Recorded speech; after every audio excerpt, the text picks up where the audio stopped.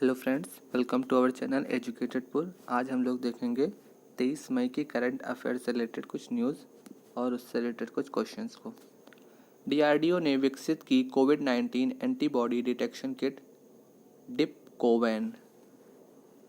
भारतीय रक्षा अनुसंधान और विकास संगठन यानी डीआरडीओ ने एक कोविड-19 एंटीबॉडी डिटेक्शन किट विकसित की है जिसका नाम डिपकोवैन किट 97% की उच्च संवेदनशीलता के साथ कोरोना वायरस के स्पाइक्स के साथ साथ न्यूक्लियोकैप्टस प्रोटीन दोनों का पता लगा सकती है। इसे भारतीय चिकित्सा अनुसंधान परिषद द्वारा अनुमोदित किया गया है और इसे दिल्ली के वेंगार्ड डायग्नोस्टिक्स प्राइवेट लिमिटेड के सहयोग से डीआरडीओ के defence institute of physiology and allied sciences lab द्वारा विकसित किया गया है।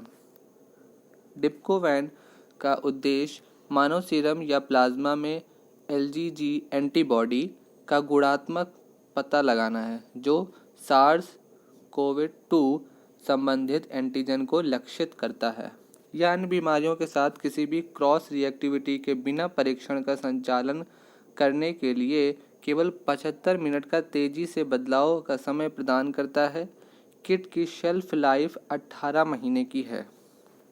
ऐसे प्रतियोगी परीक्षाओं के लिए क्वेश्चन है कि डीआरडीओ के अध्यक्ष कौन है? डॉक्टर जी सतीश रेड्डी। डीआरडीओ का मुख्यालय नई दिल्ली में है और डीआरडीओ की स्थापना 1958 में हुई थी। इसके बाद राज्य समाचार से न्यूज़ है।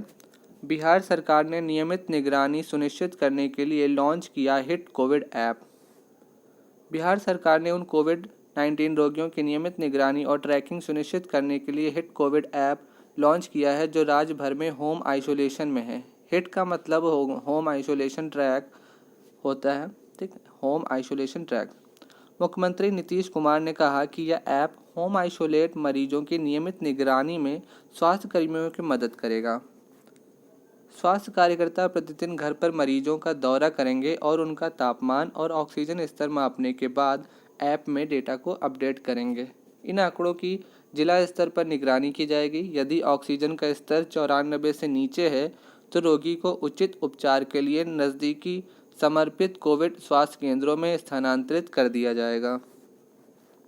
सभी प्रतियोगी परीक्षाओं के लिए जो महत्वपूर्ण टेकअवे इसमें से कि बिहार के मुख्यमंत्री कौन है? नीतीश कुमार है और बिहार के राज्यपाल फागू चौहान जी हैं। कोविड-19 से संबंधित दान हरियाणा गुजरात ने जीएसटी की प्रतिपूर्ति की। हरियाणा और गुजरात कोविड-19 संबंधित चिकित्सा आपूर्ति के लिए भुगतान किए गए माल और सेवा कर जीएसटी घटकों की प्रतिपूर्ति की घोषणा करने वाले पहले कुछ राज्य बन गए हैं। इन चिकित्सा आपूर्ति में ऑक्सीजन सांद्रक, वेंटिलेटर, दवाएं शामिल हैं जो राज्य सरकारों को मुफ्त में दान की जाएंगी। हरियाणा से छूट 30 जून तक है जबकि गुजरात की छूट 31 जुलाई तक वैध है। गुजरात ने कोविड से संबंधित आपूर्ति के आयात पर सीमा शुल्क के हिस्से के रूप में लगाए गए आईजीएसटी की प्रतिपूर्ति की घोषणा की है। हरियाणा ने राज्य सरकार को कोविड से संबंधित आपूर्ति पर सभी राज्य केंद्र या आईजीएसटी हिस्से का भुगतान करने का निर्णय करके केंद्र के जीएसटी घटक की प्रतिपूर्ति की घोषणा करके एक कदम और आगे बढ़ा दिया है। केंद्र ने इससे पहले मुफ्त वितरण के लिए भारत के बाहर से दान या प्राप्त कोविड से संबंधित राहत सामग्री के आयात पर 30 जून तक आईजीएसटी माफ कर दिया था। फिर प्रतियोगी परीक्षाओं के लिए जो टेकअवे हैं कि हरियाणा की राजधानी चंडीगढ़ है। हरियाणा के राज्यपाल सत्यदेव नारायण आर्य हैं। हरियाणा के मुख्यमंत्री मनोहर लाल खट्टर जी हैं। गुजरात के मुख्यमंत्री विजय रूपानी हैं। गुजरात के राज्यपाल आचार्य देवव्रत हैं। बैंकिंग समाचार से हैं कि आईडीबीआई बैंक ने शुरू की डिजिटल ऋण प्रसंस्करण प्रणाली। आईडीबीआई बैंक ने एमएसएमई और कृषि क्षेत्र को 50 से अधिक उत्पादों की पेशकश करते हुए अपनी पूर्णतः डिजिटल ऋण प्रसंस्करण प्रणाली शुरू करने की घोषणा की है। एमएसएमई और कृषि उत्पादों के लिए ऋण प्रसंस्करण प्रणाली एलपीएस डेटा फिनटेक ब्यूरो सत्यापन दस्तावेज भंडारण खाता प्रबंधन और ग्राहक सूचनाओं के साथ समेकित रूप से एकीकृत होती है। पूरी तरह से डिजिटल और स्वचालित ऋण प्रसंस्करण प्रणाली की इन विशेषताओं का उद्देश्य बैंक के एमएसएमई और कृषि ग्राहकों को बेहतर तकनीक सक्षम बैंकिंग अनुभव प्रदान करना है। मंच को बेहतर हामीदारी मानकों के लिए नॉक ऑफ मानदंड और क्रेडिट नीति मापदंडों को शामिल करने के लिए डिज़ाइन किया गया है। इसमें से प्रतियोगी परीक्षाओं के लिए क्वेश्चंस हैं। आईडीबीआई बैंक के CEO Rakesh Sharma. IDBI bank का मुख्यालय मुंबई महाराष्ट्र में है। FY21 के लिए केंद्र सरकार को 99,122 करोड़ रुपए का अधिशेष ट्रांसफर करेगा आरबीआई।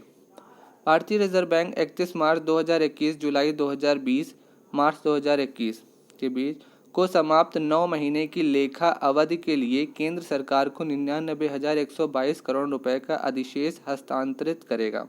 आकस्मिकता जोखिम बफर 5.50% पर रहेगा। इस वर्ष आरबीआई ने सरकार के लेखा वर्ष के साथ मेल खाने के लिए अपने लेखा वर्ष को जुलाई जून से अप्रैल मार्च बदल दिया है। नतीजन आरबीआई के लेखा वर्ष 2020-21 में केवल 9 महीने हैं। यह ध्यान दिया जाना चाहिए कि हर साल आरबीआई अपने पूरे अधिशेष को केंद्र सरकार को हस्तांतरित करता है जिसे उसने लाभ के रूप में अर्जित किया हुआ है। आरबीआई ने फुल केवाईसी पीपीआई की सीमा 1 लाख रुपए से बढ़ाकर 2 लाख रुपए कर दी है। भारतीय रिजर्व बैंक ने पूर्ण केवाईसी पीपीआई जो केवाईसी अनुपालन पीपीआई के संबंध में अधिकतम बकाया राशि को 1 लाख रुपए से 2 लाख रुपए तक बढ़ा दिया है। इसके अलावा भारतीय रिजर्व बैंक ने अनिवार्य किया है कि सभी प्रीपेड भुगतान साधन या मोबाइल वॉलेट जैसे पेटीएम, फ़ोनपे और मोबीक्विक पूरी तरह से केवाईसी अनुरूप हैं, जिन्हें 31 मार्च 2022 तक इंटर ऑपरेबल बनाया जा सकता है। आरबीआई ने गैर बैंक पीपीआई जारीकर्ताओं के पूर्ण केवाईसी पीपीआई से नगद निकासी की भी अनुमति दी है। ऐसी नगद निकासी पर शर्त यह होगी कि 10,000 रुपये प्रतिमाह प्रति पीपीआई की कुल सीमा के साथ प्रति लेन देन 2,000 रुपये की अधिकतम सीमा होगी। कार्ड या वॉलेट का उपयोग करके किए गए सभी नगद निकासी लेन देन प्रमाणीकरण के एक अतिरिक्त कारक AFA पिन द्वारा प्रमाणित किए जाएंगे।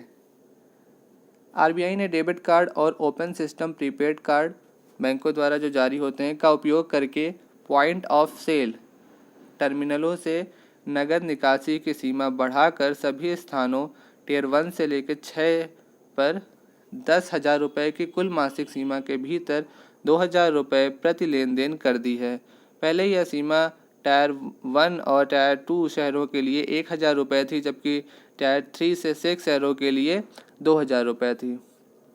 आर्थिक समाचार में है FY21 के लिए ITR फाइल करने की समय सीमा 30 सितंबर तक 2 महीने बढ़ाई जा चुकी। केंद्रीय प्रत्यक्ष कर बोर्ड CBDT ने व्यक्तियों के लिए आकलन वर्ष AY 2021-22 के लिए आयकर रिटर्न दाखिल करने की नियत तारीख को 2 महीने बढ़ाकर 30 सितंबर 2021 कर दिया है। इससे पहले समय सीमा 31 जुलाई 2021 थी। कोविड महामारी के कारण करदाताओं को राहत प्रदान करने के लिए आयकर अधिनियम 1961 के तहत अनुपालन के लिए समय सीमा बढ़ाने का निर्णय लिया गया है। सरकार ने आकलन वर्ष 2021-22 के लिए कंपनियों के लिए आयकर रिटर्न दाखिल करने की नियत तारीख को भी 31 अक्टूबर से बढ़ाकर 30 नवंबर 2021 कर दिया है। कुछ नियुक्तियों से संबंधित न्यूज़ हैं। श्री जेस बने FIH एथलीट समिति के सदस्य। विश्व निकाय के कार्यकारी बोर्ड की वर्चुअल बैठक के दौरान स्टार इंडिया हॉकी टीम के गोलकीपर PR श्रीजेश को अंतर्राष्ट्रीय हॉकी महासंघ FIH एथलीट समिति के सदस्य के रूप में फिर से नियुक्त किया गया।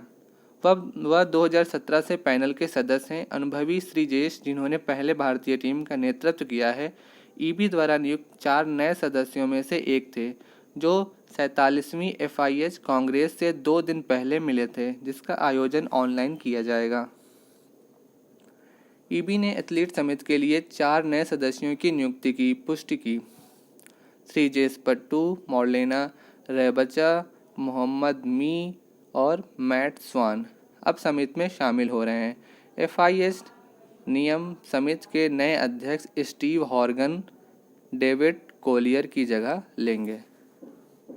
प्रतियोगी परीक्षाओं के लिए टेक अवे। FIH का मुख्यालय लुसाने स्विट्जरलैंड। FIH की स्थापना 7 जनवरी 1924 पेरिस फ्रांस। FIH के CEO थियरी वेइल हैं।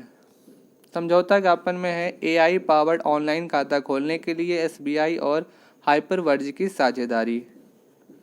हाइपरवर्ज ने एसबीआई के साथ अपने प्रमुख उत्पादों में से एक वीडियो बैंकिंग समाधान के साथ अपनी साझेदारी की घोषणा की है, जिसका उद्देश्य प्रति एजेंट प्रतिदिन खाता खोलने की संख्या में 10 गुना सुधार हासिल करना है। नई सेवा न्यूनतम आईडी दस्तावेज वाले ग्राहकों को एक त्वरित और पूरी तरह से कागज रहित अनुभव प्रदान करेगी। 99.5% सटीकता के साथ एआई इंजनों द्वारा समर्थित हाइपरवर्ज का वीडियो बैंकिंग समाधान एसबीआई को लाखों भारतीयों को सुविधाजनक डिजिटल बैंकिंग प्रदान करने में सक्षम बनाता है। पिछले साल भारतीय रिजर्व बैंक फेडरल रिजर्व के बराबर ने बैंकों को वीडियो ग्राहक पहचान प्रक्रिया वीसीआईपी अपनाने की अनुमति दी थी। बढ़ते कोविड-19 मामलों को देखते हुए यह उपाय भविष्य सूचक साबित हुआ है। सभी प्रतियोगी परीक्षाओं के लिए महत्वपूर्ण टेकअवे में एसबीआई के अध्यक्ष दिनेश कुमार खारा हैं। एसबीआई का मुख्यालय मुंबई में है। एसबीआई की स्थापना 1 जुलाई 1955 को हुई थी। विज्ञान और प्रौद्योगिकी से 15 जून 2022 को माइक्रोसॉफ्ट का प्रतिष्ठित इंटरनेट एक्सप्लोरर होगा रिटायर। टेक दिग्गज माइक्रोसॉफ्ट ने अपने प्रतिष्ठित इंटरनेट एक्सप्लोरर आई ब्राउज़र को लॉन्च करने के 25 से अधिक वर्षों के बाद 15 जून 2022 से बंद करने का फैसला किया है। इंटरनेट एक्सप्लोरर ब्राउज़र 1995 में लॉन्च किया गया था। माइक्रोसॉफ्ट अनुशंसा करता है कि उसके उपयोगकर्ता 15 जून 2022 से पहले माइक्रोसॉफ्ट एज 2015 में स्थानांतरित हो जाएंगे ताकि अधिक तेज, अधिक सुरक्षित और अधिक आधुनिक ब्राउजिंग अनुभव कर सकें। इंटरनेट एक्सप्लोरर कभी सबसे व्यापक रूप से 2003 तक 95% उपयोग हिस्सेदारी के साथ इस्तेमाल किए जाने वाला वेब ब्राउज़र था। हालांकि फायरफॉक्स 2004 और गूगल क्रोम 2008 के लॉन्च के साथ साथ एंड्रॉयड और आईओएस जैसे मोबाइल ऑपरेटिंग सिस्टम की बढ़ती लोकप्रियता के बाद से इसके उपयोग में गिरावट आई है, जो इंटरनेट एक्सप्लोरर का समर्थन नहीं करते हैं। Internet explorer 11 IE11 internet explorer web browser का 11वां और अंतिम संस्करण है, जिसे आधिकारिक तौर पर 17 अक्टूबर 2013 को जारी किया गया था। प्रतियोगी परीक्षाओं के लिए महत्वपूर्ण टेकअवे माइक्रोसॉफ्ट के सीईओ सत्या नडेला हैं। माइक्रोसॉफ्ट का मुख्यालय रेडमंड, वॉशिंगटन, जो कि संयुक्त राज्य अमेरिका में है। खेल समाचार से न्यूज़ है। बार्सिलोना महिला ने चेल्सी महिलाओं को हराकर जीती महिला चैंपियंस लीग ट्रॉफी।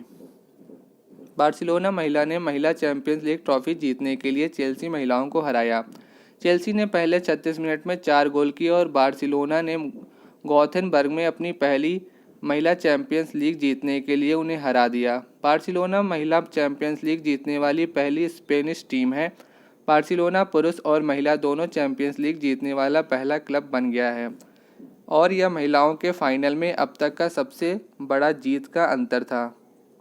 महत्वपूर्ण तिथियों में अंतर्राष्ट्रीय जैव विविधता दिवस 22 मई को मनाया जाता है। कुछ मानवीय गतिविधियों के कारण जैविक विविधता में उल्लेखनीय कमी के मुद्दे के बारे में जागरूकता बढ़ाने के लिए संयुक्त राष्ट्र हर साल 22 मई को अंतर्राष्ट्रीय जैव विविधता दिवस यानी international day for biological diversity मनाया जाता है।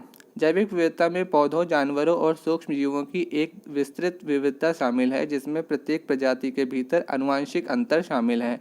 उदाहरण के लिए फसलों की किस्मों और पशुओं की नस्लों के बीच में अंतर। इस वर्ष 2021 की थीम थी हम समाधान का हिस्सा हैं, we are part of the solution. इस नारे को पिछले साल के अति महत्वपूर्ण विषय हमारे समाधान प्रकृति में है के तहत उत्पन्न गति के निरंतरता के रूप में चुना गया था, जो एक अनुस्मारक के रूप में कार्य करता है कि जैव विविधता कई सतत विकास चुनौतियों का उत्तर बनी हुई है। प्रतियोगी परीक्षाओं के लिए टेकअवे में संयुक्त राष्ट्र का मुख्यालय न्यूयॉर्क यूएसए में है। श्री एंटोनियो गुटेरेस संयुक्त राष्ट्र के महासचिव हैं। निधन में पर्यावरणविद सुंदरलाल बहुगुणा का निधन।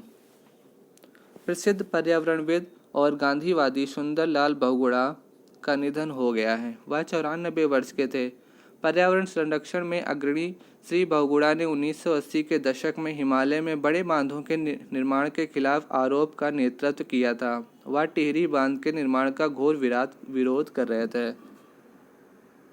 टिहरी गढ़वाल में अपने सिलियारा आश्रम में दशकों तक रहने वाले बहुगुणा ने पर्यावरण के प्रति अपने जुनून में कई युवाओं को प्रेरित किया। उनका आश्रम युवा लोगों के लिए खुला था जिनसे वे आसानी से संवाद करते थे। बहुगुणा ने स्थानीय महिलाओं के साथ मिलकर 70 के दशक में पारिस्थितिक रूप से संवेदनशील क्षेत्रों में पेड़ों की कटाई को रोकने के लिए चिपको आंदोलन की स्थापना की थी। आंदोलन की सफलता ने पारिस्थितिक रूप से संवेदनशील वन भूमि में पेड़ों की कटाई पर प्रतिबंध लगाने के लिए एक कानून बनाया। उन्होंने चिपको का नारा भी गढ़ा, पारिस्थितिकी स्थायी अर्थव्यवस्था है, ecology is the permanent economy, ये उनका नारा था। विविध में देखते हैं, हीरो ग्रुप ने लॉन्च किया edtech platform hero wired. Munjal परिवार के नेतृत्व वाले हीरो ग्रुप ने एक नई शिक्षा प्रौद्योगिकी स्टार्टअप हीरो वीरेड या हीरो वर्ल्ड लॉन्च की है, जो एक end to end learning ecosystem पेश करती है। इस नए एडटेक वेंचर के माध्यम से हीरो ग्रुप का लक्ष्य एडटेक स्पेस में प्रवेश करना है। यह मंच शिक्षार्थियों को औद्योगिक क्षेत्र में रोजगार के लिए तैयार करने के लिए समग्र व्यावसायिक विकास की पेशकश करेगा। हीरो वीरेड ने वित्त और वित्तीय प्रौद्योगिकियों, game design, data science, machine learning और आर्टिफिशियल इंटेलिजेंस में एकीकृत कार्यक्रम, उद्यमशील की सोच और नवाचार और पूर्ण स्टैक विकास में पूर्णकालिक और अंशकालिक कार्यक्रमों की पेशकश करने के लिए Massachusetts institute of technology MIT और सिंगुलैरिटी यूनिवर्सिटी जैसे शीर्ष वैश्विक विश्वविद्यालयों के साथ भागीदारी की है। इसमें से प्रतियोगी परीक्षाओं के लिए टेक अवे हैं। हीरो ग्रुप के CMD पंकज M मुंजाल हैं। हीरो समूह का मुख्यालय नई दिल्ली में है। आज के लिए इतना ही। बने रहिए हमारे चैनल एजुकेटेड पुर के साथ। आज 22 मई, जो 23 मई की करंट अफेयर्स है, इसके बाद हम लोग डेली नए करंट अफेयर्स लाते हैं। आप उनको डेली देखिएगा। इसके बाद एक क्विज़ का वीडियो होगा, आप उसको सॉल्व करने का कोशिश करिएगा। Thank you, have a nice day.